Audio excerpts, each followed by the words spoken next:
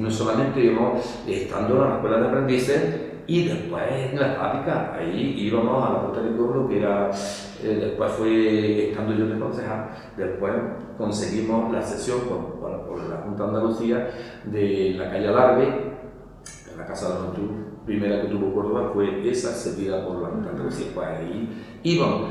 Ahí es curioso, ahí es donde me captaron a mí, la gente que iban para ingresar, en el Partido Comunista. Yo ingresé en el Partido Comunista estando con 16 años.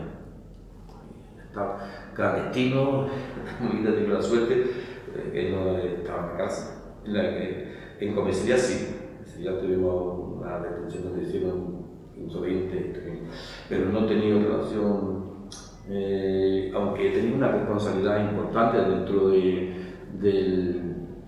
ser clandestino, pues era el responsable de propaganda de una zona de electromecánica, Westinghouse y la zona de los hospitales. Entonces llevaba yo la propaganda y la repartía en distintas células. Una forma de que es que aprietan mucho, pero yo sinceramente, y además lo he manifestado antes en cierto modo, lo veo totalmente correcto. Correcto de que una fábrica tiene que ganar dinero, tiene que ser rentable. Si no es rentable, tontería que hacer que entonces los trabajadores estamos en un alambrecito de perder el puesto de trabajo. Lo importante es tener un puesto de trabajo. Y para mantener ese puesto de trabajo hay que ser, hacer todo lo posible, trabajar tanto en la dirección como en el Tajo, trabajar para que sea rentable. Entonces ahí está el península del atún. El atún se está produciendo 4 veces más que cuando entró el director de los de península del atún. ¿Por qué? Sí, se ha modernizado algo, los hornos, pero también se ha puesto más interés por parte de los trabajadores para que se produzca más. Si no, pues tu puesto de trabajo peligra. En fin, que tiene que ser, yo soy partidario totalmente de que hay que cumplir y exigir. Cumplir con tu trabajo y exigir. Y de esa forma es como estás cargado de toda, todo lo que tú reivindicas, pues tiene su garantía de defensa, porque tú estás aportando en el trabajo lo que tienes que hacer, de lo máximo que puedas, del trabajo para que eso sea rentable.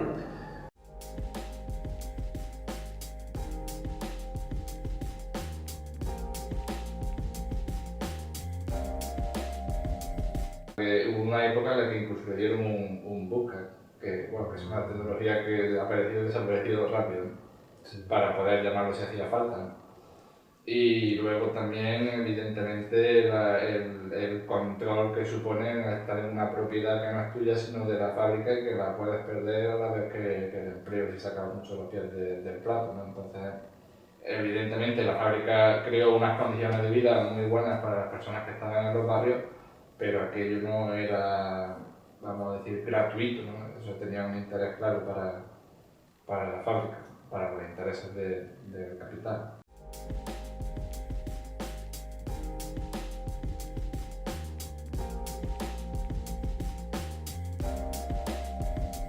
En aquellos tiempos fue, bueno, empezaron, de hecho, algunos se pasaron de la red, porque allí, en la parte del sindicato, cuando empezaron a salir, estaba mi amigo Balmón, de Balmón, que fue al final derivó en los rapos. En los rapos, él no ha estado mucho tiempo en la cárcel, porque él no tiene delitos de sangre, porque esto era más bien el chofer. Pero ese era el así sindical en la electromecánica. Y era muy duro, era durísimo. Ese llevó al director de la electromecánica de la fábrica a atacarle muy duramente. Y se extremó demasiado quizás y se juntó con gente de ese, que Graco era de izquierda revolucionaria, y se metió en eso. Peligro, porque la mayoría de las veces le quitaban toda la mercancía y lo dejaban que nosotros no lo dejaban. Pero había mucha gente que, gracias a eso, podían tener algunas cosas que si no, no lo hubieran tenido y podían criar a su hijo.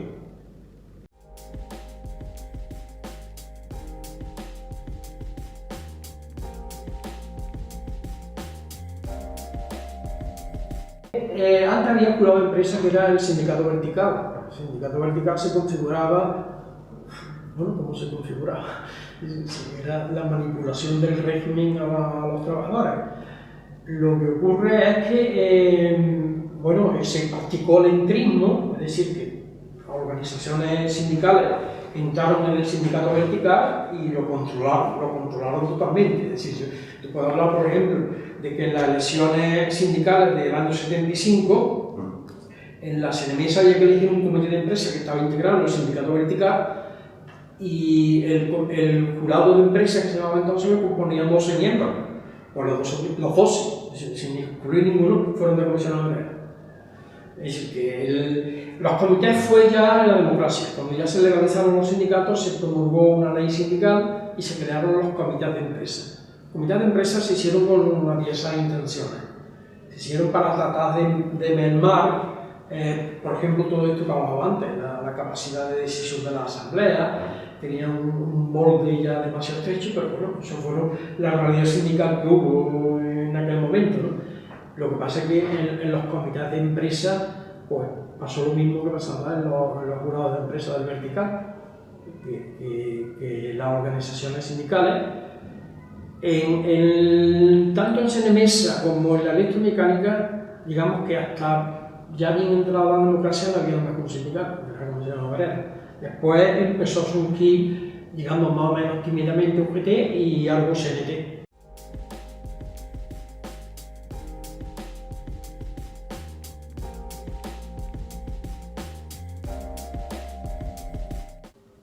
Mi padre, siendo concejal, siempre presumía lo mismo, ¿no? Dice, no, yo soy porque Julián Guitar quiere que colabore con él, pero que a mí no me va a hacer nada del partido, porque así tengo la posibilidad de seguir criticando a quien yo crea conveniente que tengo que criticar.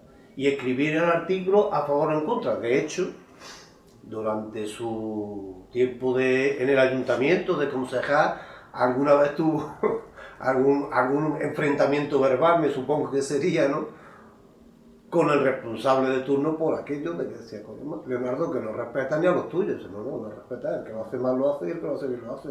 Y esto es lo que hay, ¿no? De hecho, algún artículo por ahí periodístico de algún compañero hace mención a ello, ¿no? Lo que quiero decir con esto, que él, aunque tenía sus ideales, que eran más de tendencia de izquierda, pero que él igual se llevaba con la derecha, con el centro, y tal. Más bien persona justa desde su punto de vista, porque administrarse y llevarse consigo como bandera la justicia fuera lo que le convencía, ¿no? Sí, sí.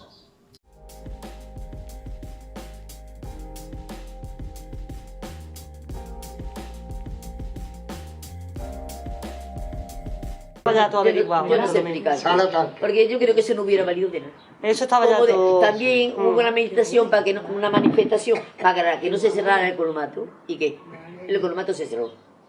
Eso todo... El economato se cerró. La misma época. Que ellos deciden que se hace y se hace. Si no se hace hoy, se hace la semana que viene. Pero se hace. Esa, se llevan este taller. Es que no fue así, todo de golpe. Ahora me llevo este. Luego me llevo el otro. Y a poquito hasta que se lo llevaron. Hasta que se lo llevaron.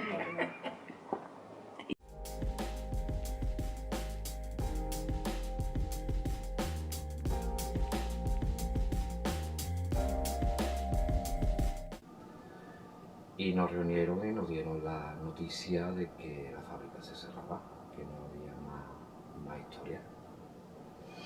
Entonces a partir de ahí nosotros no asimilábamos como un imperio tan grande, como una factoría tan bien hecha y con tantísima inversión hecha, ¿cómo podían cerrarla de esta manera? Cuando una laminador podía costar 1 millón de euros. No lo entendíamos. Y entonces ya se empezó la lucha. Y lo que hicimos fue pues cortar carreteras, empezamos a cortar carreteras, empezaron ya las manifestaciones para que Córdoba supiera lo que estaba pasando.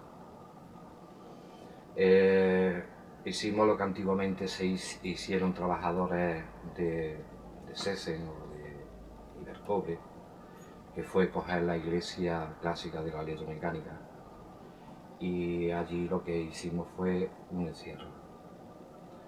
Allí tuvimos las puertas abiertas enseguida, allí nos alojamos, tumbamos nuestras tiendas de campaña y sabíamos que esto iba a ser una lucha además fuerte. Bueno, empezamos allí, entonces nosotros teníamos que estar allí comiendo, dormíamos allí en las tiendas y cuando llegaba nuestra hora de trabajar, nos íbamos a trabajar y luego regresábamos, ¿no? Pues así iban pasando los días. Date cuenta que estuvimos encerrados 62 días en total. Entonces, mientras tanto había negociaciones de los sindicatos con la empresa y se movieron hasta un punto de llegar a la Junta de Andalucía. Tuvimos la ocasión de reunirnos allí en la Junta de Andalucía y el ERE que pretendía la empresa, pues la Junta de Andalucía se lo echó para atrás, no lo daban por bueno. O sea, ellos tampoco entendían por qué cerraban la empresa.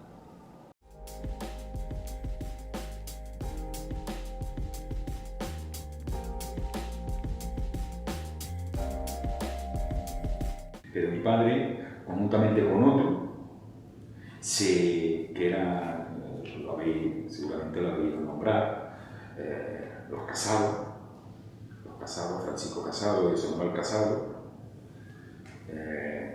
Paco Casado, Francisco Casado entró también el mismo día que yo a la empresa. Francisco Casado tomó otro barrotero. Ya se salió, bueno, se salió, no, lo liberó el sindicato, que fue secretario llegó a ser, creo que secretario de organización, no sé si llegó a ser secretario de organización sindical, creo. Bueno, ya tuvo ahí una responsabilidad a nivel sindical hasta que tuvo una decisión de salirse de la fábrica. Y yo salgo de delegado, no del comité, yo salgo de delegado sindical, pero claro, yo llego a un sitio, me conocían, pero antiguamente tantísima gente me conocían de que era compañero, pero ya conocerme y decir cómo era Antonio, en Trafo ya no me conocían tanto, pero me dijeron los compañeros delegado sindical. Bueno, pues ahí la proporción, que es la pregunta que me ha hecho, éramos 13, el comité de Trafo era el que ha sido siempre mayor, éramos 13, y la más que yo recuerde, la vez que UIT ha tenido más han sido 5, que yo recuerde. Después ya 4, y ahora la proporción es 9-4. 9, sí. 9-4. Es la que hay hoy, la que estuvo hace el anterior también 9-4. Pero eso, la más que yo creo recordar que la máxima fue de 8-5. Cuando entró la bebé,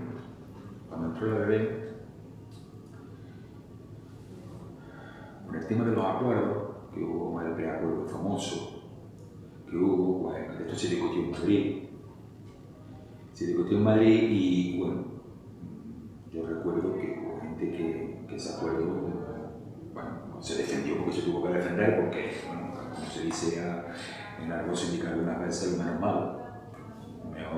malo, vale. Y lo menos malo pues era ese, el acuerdo que entraba la bebé y demás. Ahí hubo ya un rebote y hubo una candidatura, cuando las primeras elecciones se hicieron ya en ABB, y era una candidatura del CAC, era candidatura de trabajadores, que la lideraba Lucas León. Lucas León lideró esa candidatura. Yo creo que sacaron 4, salió Lucas León, salió Manuelina Alcalá, de Aparellaje, y 2 de transformadores, José Ramírez Alférez y Manuel Valle Valverde. Esos 4 salieron, como se hicieron de cada uno hizo sus elecciones sindicales, el Casaco 4, dos de un técnico que por Lucas, Manuel Alcalá de Taller y los dos de Taller de...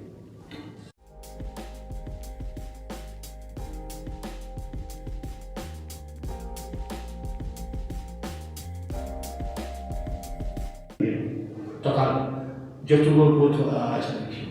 Luchamos por la colada continua, luchamos por traernos la colada continua.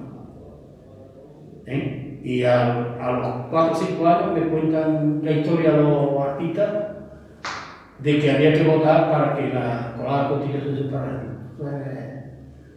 Y sí, empezamos a quitarle los pies a la empresa. Que por cierto, casi me costó, yo estaba delegado sindical, y dije que yo no votaba a favor de quitar la colada y un poco bueno, y para echarme del sindicato tenía que echarme a RS. Pero en fin, cosas que verdaderamente son de poca visión, son de poca... yo muchas veces a los políticos digo, pero este tío ¿dónde está? ¿Por qué no se va al campo? Porque si tú estás luchando por algo, tienes que luchar. Yo he estado, yo sí, mira, yo fundé, bueno, yo no fundé, un poco, fundamos la Federación de Asociaciones de Padres de Alumnos de Colegios Públicos, la Confederación de los Colegios Públicos. ¿Cuántas reuniones estuve en Antequera? Y se hizo un montón de cosas, así para que los trepas fueran para arriba, porque el que trabaja con conciencia dice, bueno, tú vales más, pero no se da cuenta que el que vale más es que tiene un pico de oro, pero no ha pegado un cartel, ¿vale? Y eso no es. La conciencia de clase hay que tener muy claro. Y eso es lo que ha pasado. Por eso yo tengo unos conocimientos de la fábrica, aunque podía ampliarlo mucho más, muy fuertes porque lo veo desde otro punto de vista y he pasado por todo.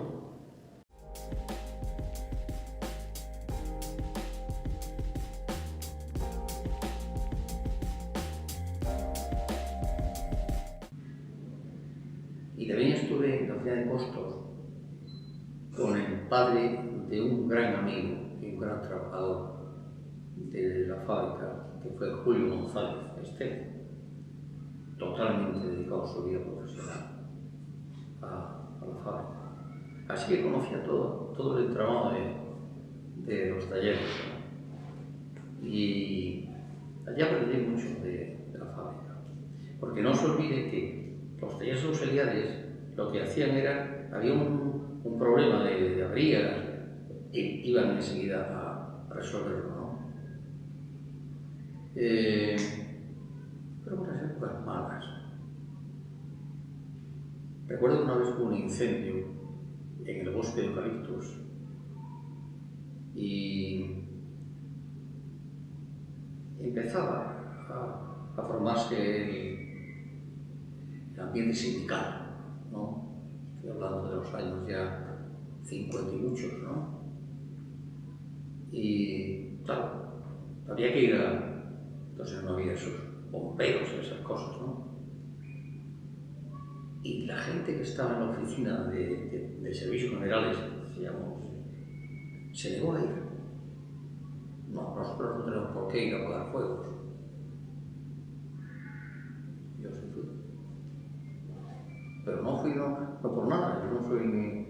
Sencillamente porque creía que era un fuego que había que ayudar a apagarlo, no sé qué. No, es otra anécdota, ¿no? Y bueno, pues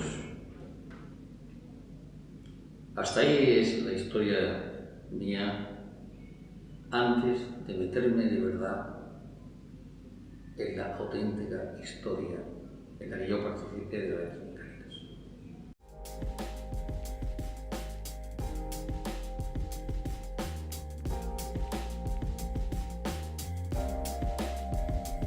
¿A nosotros? obligaron a ir a Falange. Y os lo digo de verdad, que no sé ni cada uno de los pensamientos que tenéis. Yo de falangista no tengo nada. A mí me daba vergüenza ser así, porque me obligaron a ver por la calle.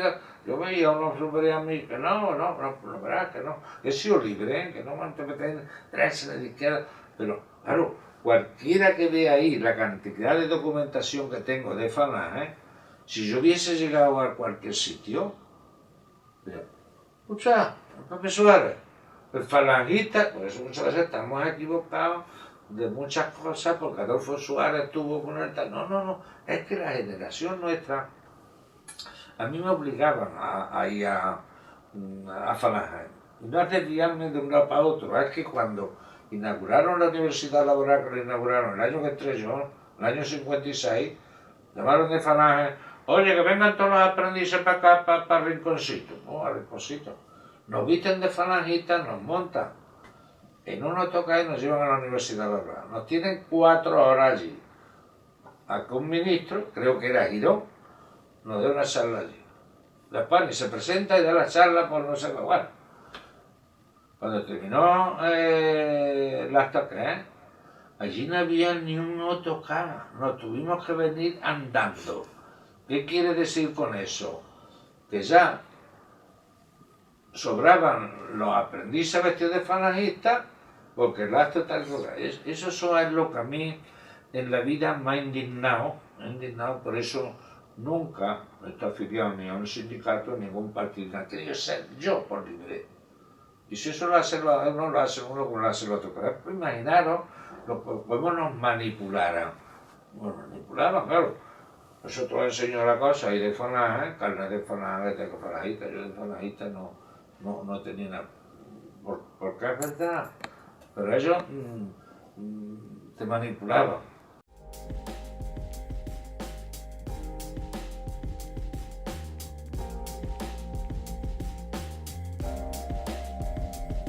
Quizás por la especialización, o sea, es que teóricamente la prueba está que luego dividieron la electromecánica en distintos trozos, ¿no? Por los productos, porque es que un producto no tiene que ver con otro, y si no tiene que ver con otro, probablemente pensarían que sería más racional gestionar esto, porque en un principio ya se dividió, porque Westinghouse en un principio era un taller de la electromecánica, de tal, a Westinghouse ahora se llama ABB, ¿no? Está metida, el terreno está metido en una esquinita de la electromecánica, de tal manera que incluso la entrada en aquel momento era Westing, se llamaba Westing, se hacía por dentro de la electromecánica, había que pasar por la oficina, pegado por la oficina, había 2 ficheros, uno para la electromecánica y otro para la Westinghouse, ¿no? Entonces, en aquel momento ya pensaron de que la fábrica de transformados, de transformadores y todo esto no tenía nada que ver con el resto de las cosas, ¿no? Y lo mismo ya, el paso siguiente fue a cosas que no tenía nada que ver una fabricación de accesorios de tubería con el tubo en sí. Además, los fabricantes en el mundo que fabrican tubos no son los fabricantes que hacen esto. Entonces, de alguna manera, hacerlo por línea de productos, ¿no? Y quizás con esto se personaliza un poquito más las empresas, ¿no? Entonces, pues la gestión es más llevadera hasta llegar al punto, aquello que hicimos que tuvimos que explicar en aquellas sesiones que hacemos mensualmente, que teníamos que explicar cada uno lo que hacía porque el resto no tenía ni idea de lo que estaba haciendo lo otro, con lo cual un mundo prácticamente desconocido para el resto de la gente, ¿no? La época primera hay una sobrecapacidad y lo que tenemos que, en el sector, y lo que tenemos que hacer es, no tiene sentido que estamos en la misma empresa, porque estamos en la misma empresa, parte de tubos tú, parte de tubos yo, vamos a hacer estas medidas, las haces tú y estas medidas las hago yo. Una cosa lógica, porque estamos hablando de un mismo sector y de una misma empresa. Si estuviéramos hablando de competencia, pues cada uno a pelearse. Pero entonces, y yo en la época que viví, era en la época esta de la reorganización, cuando yo era director, de la reestructuración de del sector en ese aspecto. Sobre todo era el modelo industrial. Y vamos a ver qué hacemos si nos ponemos de acuerdo lo que hacemos y dónde lo hacemos en cada sitio, ¿no?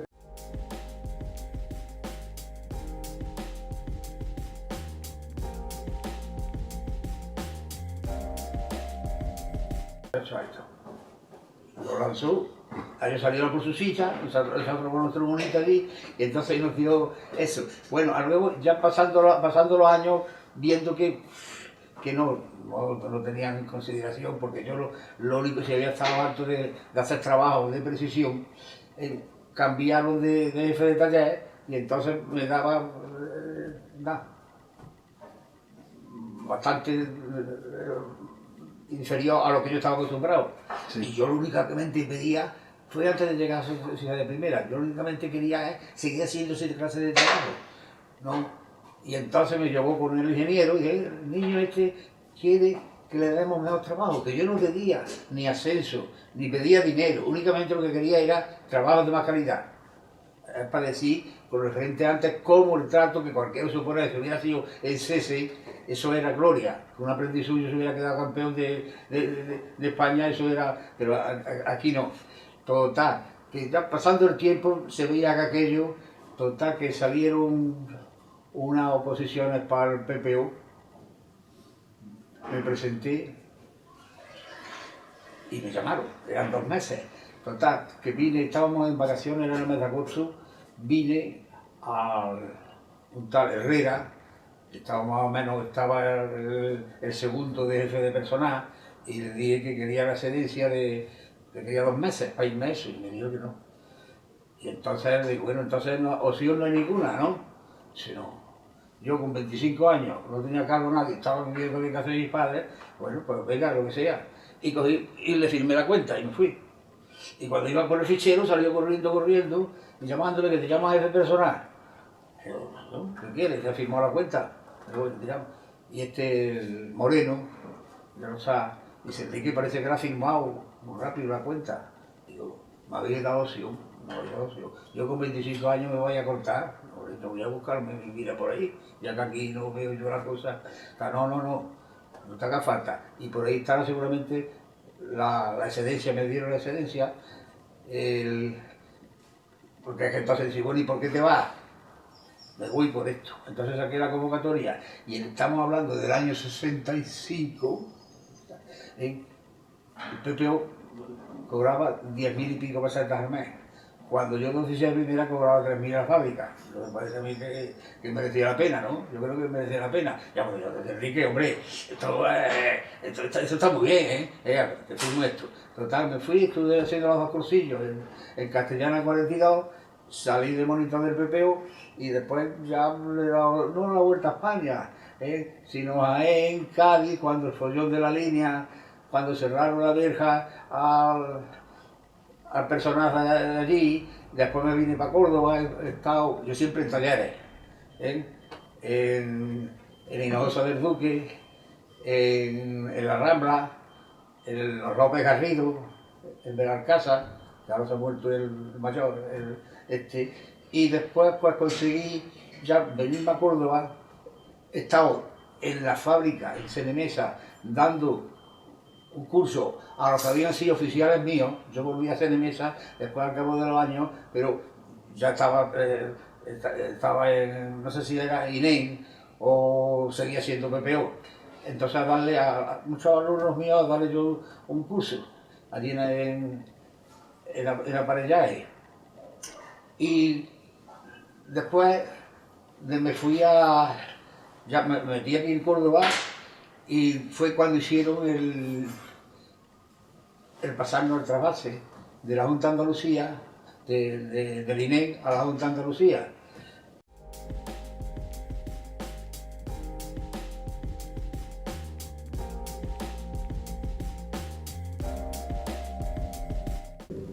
Quería empezar por ahí porque luego viene la importancia que tiene la electro en la recuperación del movimiento obrero ya en los 60, por ahí.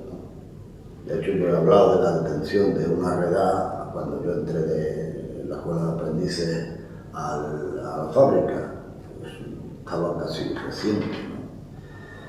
siempre había habido ahí un núcleo de resistencia, ¿no? Y luego está ya en los 60, por ahí. Por ejemplo, yo fui representante sindical, ¿no?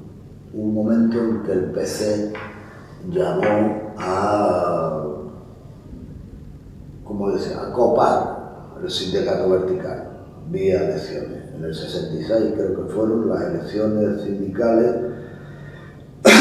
y yo me presenté. Entonces el sindicato vertical, la gente que había en la electromecánica, representantes sindicales, estaban directamente ligados al sindicato vertical del régimen. Entonces fue ahí cuando la cosa empezó a cambiar un poquito. Y entonces teníamos mucha bronca con la línea oficial del vertical y lo que, bueno, no estábamos tan, todavía sin demasiada claridad, pero fuera del redil.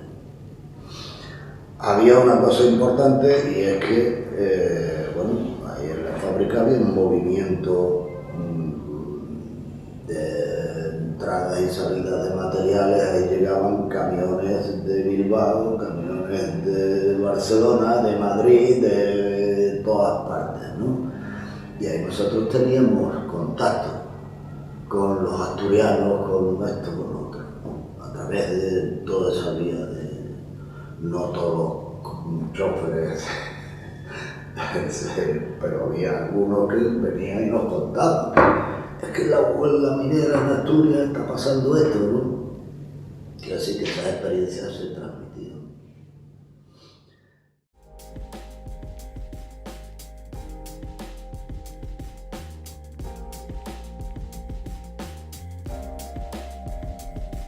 La hora del bocadillo era la verdadera, si estuviéramos hablando desde el punto de vista académico, podríamos decir que era la universidad. Y como estamos hablando de la vida sindical y social, podemos decir que la hora del bocadillo era el aula, la asamblea permanente. Cada día se analizaban los problemas, se juiciaban, se daban las opiniones, se escuchaban a los más mayores, se escuchaban a los compañeros sus diferentes opiniones, el contraste, el debate y la discusión, y de ahí surgían a veces propuestas que lógicamente las propuestas más atrevidas eran las de los más jóvenes y los mayores decían: niños, tener cuidado, no sabéis lo que os estáis jugando. Y en definitiva, nosotros, yo creo que los que entrábamos a trabajar a la electromecánica desde la escuela de aprendices éramos un revulsivo, pero al mismo tiempo era una puesta en compromiso de los mayores, pero al mismo tiempo era un alivio pensar que no solamente a ellos tenían inquietudes y no se atrevían en muchas ocasiones a manifestarlas. El hecho de que ya hubiera habido una buena afluencia de jóvenes a lo que era el trabajo en la fábrica hizo que se vivieran, yo creo, bajo mi punto de vista, los mejores años de esplendor de la pelea sindical, de la lucha sindical, ya no solamente por la mejora de las condiciones de vida y trabajo dentro de la empresa, sino también por la conquista, poner en cuestión al propio Estado, al propio gobierno, a las propias condiciones que se daban en la sociedad, y había un anhelo y siempre el matiz se introducía en cualquier reivindicación de la reivindicación política y pues, la aspiración a la conquista de la libertad y el inicio de un periodo democrático del que yo creo que los trabajadores de la electromecánica hicieron, yo creo que una buena aportación para la provincia de Córdoba.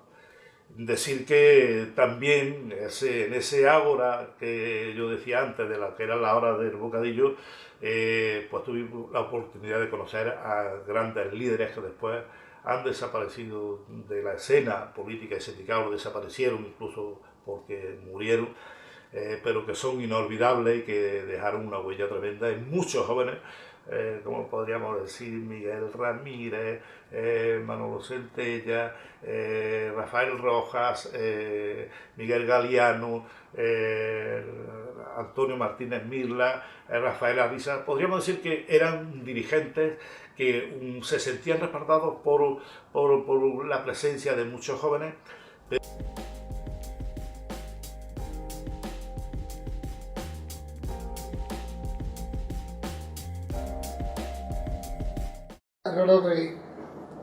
La más grande que hubo fue la que cuando se iban a llevar el 83. la colada continua.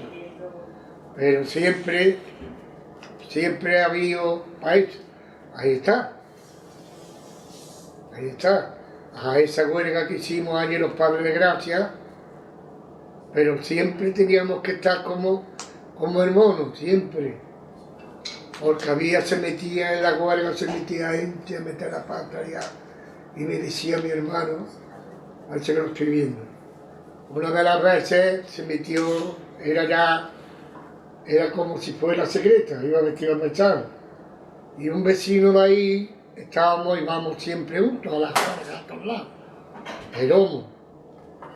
Y íbamos metidos en la fila y se pegó, y cogió por uno, apartó a los dos y se puso en medio. Y se abandonó la calle Nueva,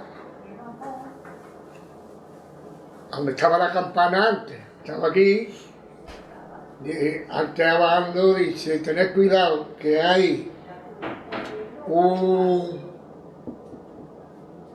una compañía de antidisturbios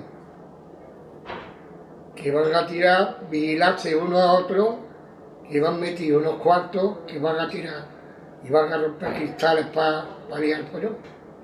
Y lo que querían era eso. Pues entonces se escondió. Y mirábamos a todos a ver quién era el que sacaba el macuto, a ver quién. Vamos, fuimos al ayuntamiento, estuvimos allí y no pasó nada. Pero que había personas que querían el pollón. Y lo que tuvimos allí que pasar, que dormíamos allí debajo en el suelo. Pero bueno, mira, por lo menos no conseguimos ver que no se la llevaran y ahí está funcionando. Y muchas huelgas hemos hecho, y a lo mejor por cualquier pegolete, venga, una asamblea, en el taller mecánico. Y era por cualquier cosa que el comité decía, pero claro, la huelga no es beneficioso para nadie. Yo me apunté a comisiones porque teníamos que estar o bien a comisiones y luego me apunté a la OET. Comisiones no me...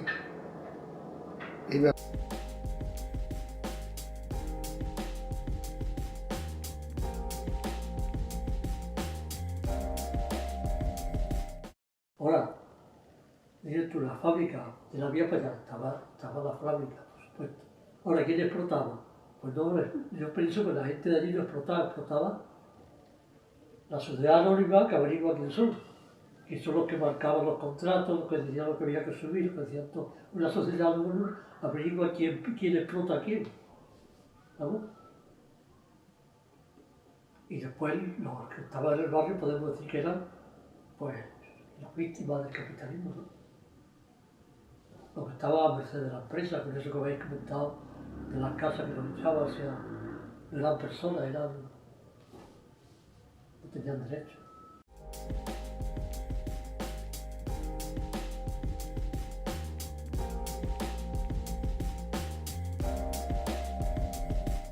Mi marido estudia. Sí. Estudia primero sus 5 años de electricidad, después de esto, psicología sin terminar, que quedan unas pocas asignaturas, el muchacho no tiene tiempo. Y estuvo en la UGT, liberado mucho tiempo. Estuvo en una empresa, antes de la UGT estuvo en una empresa de electricidad también muchos años. Después entró en la UGT y estuvo liberado mucho tiempo. Y después entró en el SAR y se salió porque su hermano estaba en la fábrica y entonces empezaron que hace falta gente para fábrica, gente que tenga sus 5 años de FP mínimo, da igual, presenta tal examen, no seas tonto, aquí estamos todos, claro, ganaba más que en el SAR. Ahí se metió y la cagó, pero bueno, la cagó después de 25 años, después a los 25 años cerraron. No, los trabajadores han hecho lo que han podido. Aquí el tema fue que tenían que cerrar o esta o tenían que cerrar Italia. Si el capital a mitad es italiano, ¿cómo va a cerrar Italia? Pues tontería, ¿verdad? Cierra Córdoba. Y ahora resulta, si vamos hasta los últimos días antes de cerrar la fábrica, traían los camiones de Italia, porque allí en Italia no sale el cobre como sale aquí. No sé, será de la temperatura, será del agua, de algo tiene que ser. Porque donde iba el cobre de Italia, lo devolvían. Venían otra vez, lo fundían aquí, otra vez se lo llevaban a los sitios donde los mandaban y entonces ya, si les gustaba. Claro, de aquí salían con mejores calidades. Pero, ya está, todo ha sido lo que ha pasado, ya está. Y me imagino que, pues hombre, yo tuve reuniones con políticos, con todo el mundo. El Estado tenía que haber dicho, ¿cómo? ¿Que vaya a llevar aquí la fábrica? No. Aquí la compro yo. Y había 3 compradores. La compro yo. Y ahora yo la compro, ahora yo la vendo a los que tengan que vendérsela. Pero es que no hay ninguna empresa en España que haga cobre. Ahora tenemos que pedirlo de fuera. ¿Eso es la gestión de quién? Es mala. No es. No, el gobierno no. Vosotros, ya, llevaros vuestro capital, llevaros lo que queráis. Pero esta empresa se queda aquí. Y la compramos nosotros. Pero claro, ellos no querían venderla, porque si no querían, lo que no querían era competencia.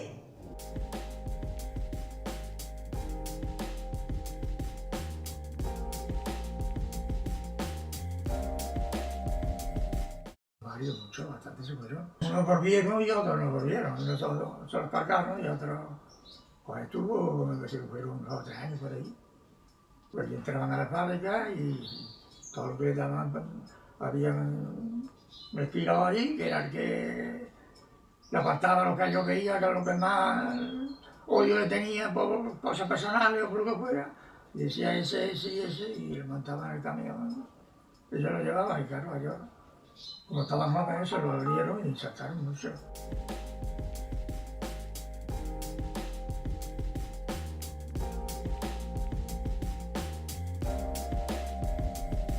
Yo estaba en Comisión de Obrera. Ahí en la calle, ¿cómo se llama? En el Gran Capital. Ahí estaba yo en el sindicato Comisión de Obrera. Ahí estaba gente, ya se han muerto todos. Uno que estaba trabajando en la Renfe, pero yo me acuerdo que yo he mucho de viaje con ellos, porque me monté en el sindicato, porque había un conflicto aquí, me obligaba a ellos. Como mi hija, la Marchena también, el UGT y usted también quiere quitar.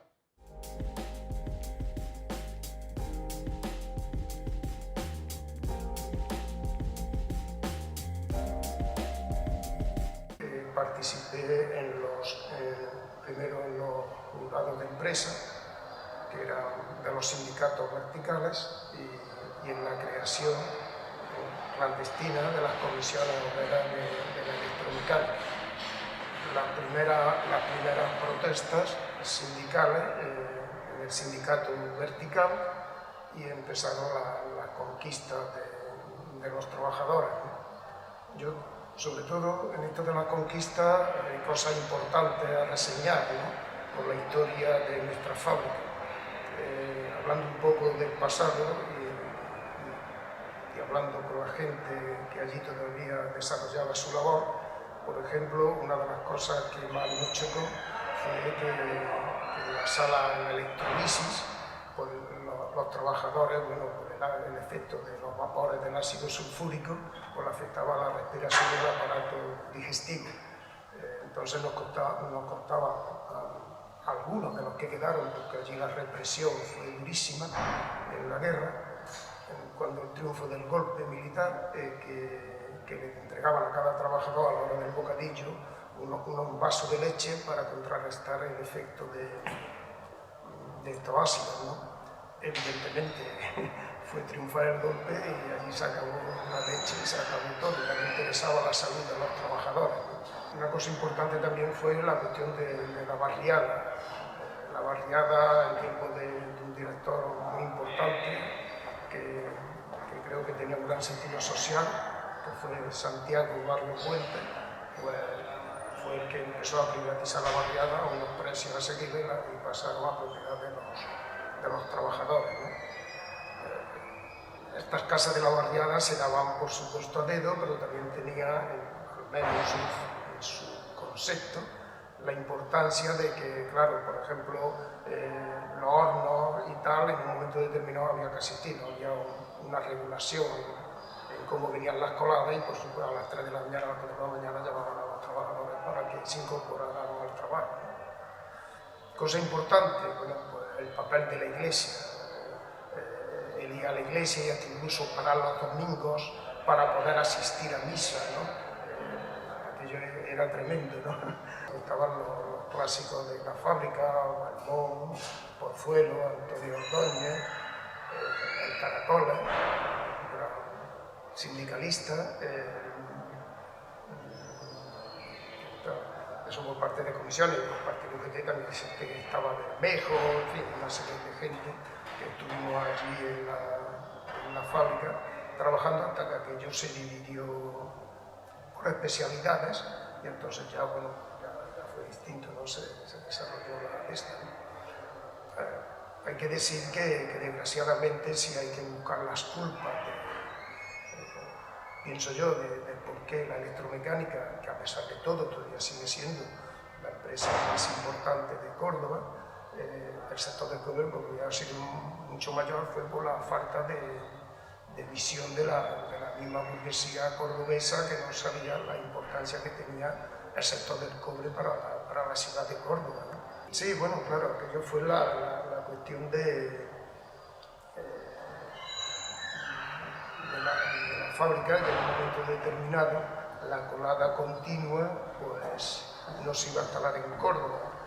Entonces ahí hubo unas presiones porque lo que sí estaba claro es que para que la famosa electrolisis, lo lógico que tuviera pie de horno en Huelva, pero lo que ya no estaba claro era que la colada tuviera que estar. Pero claro, era una decisión que había que tomar. Entonces creo que ahí se hizo una labor bastante importante por todos los trabajadores y demás, y al final se consiguió que la colada se quedara en Córdoba. Y ahora mismo la colada, Percunex, una empresa importantísima, tanto así que ha concentrado en Córdoba parte de todas las trefilerías que tenía en Barcelona y demás. Es decir, que es una fábrica en expansión, no está reduciendo, sino que está expansionando. Claro, bueno, en aquellos tiempos la cosa estaba... fundamentalmente eran los convenios colectivos, ¿no? O sea, hay que conseguir los convenios colectivos. Pero claro, ya había gente allí que aparte de los convenios colectivos se preocupaba del proyecto industrial, ¿no? Y criticábamos cierta gestión que se estaba haciendo por parte de algunos directivos, muchas veces condicionados por las multinacionales y otras no. Otras muchas veces dependía de la gestión que nosotros hiciéramos en Córdoba, ¿no? Es decir, que todavía habrá que preguntarse, o por lo menos yo me lo pregunto, ¿por qué no tenemos aquí la tubería de cobre abierta o la laminación a plena producción, ¿no? No sé, igual hay diversas interpretaciones, uno se la achaca a la gestión que se hizo y otros no, otros dicen que era impepinable de que aquello se tuviera que marchar en Córdoba. Pero la verdad es que los que hicieron buena gestión por lo menos siguen instalados aquí en Córdoba, como Azcosa, Cunas, Peninsular del Latón y demás, o las ampliaciones que se están haciendo ahora mismo.